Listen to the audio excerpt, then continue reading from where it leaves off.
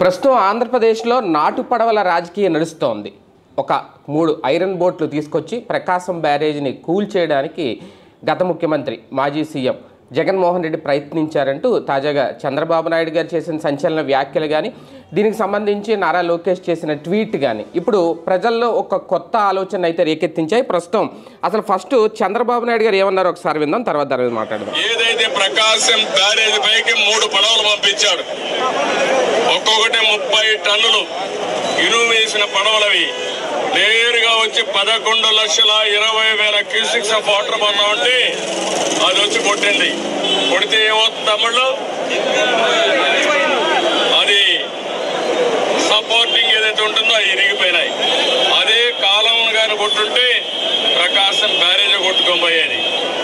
ఎవరిని చూస్తే వైఎస్ఆర్ కాంగ్రెస్ బొమ్మలు వేసుకొని ఆ గుర్తుని కలర్లు వేసుకొని వాళ్లే వచ్చి కొట్టే పరిస్థితికి వచ్చింది. ఖచ్చితంగా రాజకీయం అన్నాక ప్రతి అంశాన్ని వాడుకోవాలి.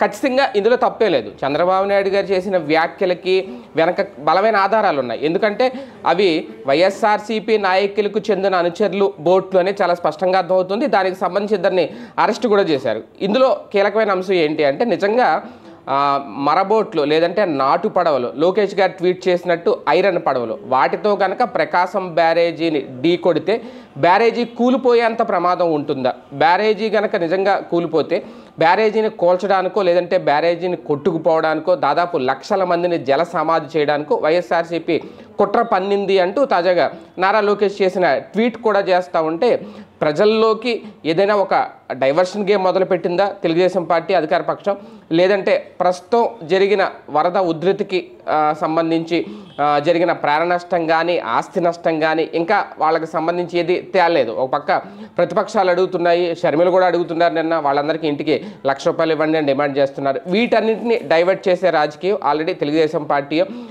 నారా లోకేష్ గారు చంద్రబాబు నాయుడు గారు మొదలుపెట్టారు. కానీ పడవలైతే మాత్రం ఖచ్చితంగా వైసీపీ అనుచరులువి అనేది పోలీసులు కూడా చెప్తున్నారు. కేసులు కూడా నమోదు చేశారు. 2 వ్యక్తులను కూడా అరెస్ట్ చేశారు.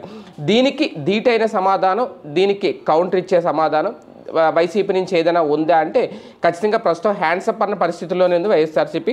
తదుపరి కార్యాచరణ ఎలా ఉంటుంది అనేది వేచి చూడాలి.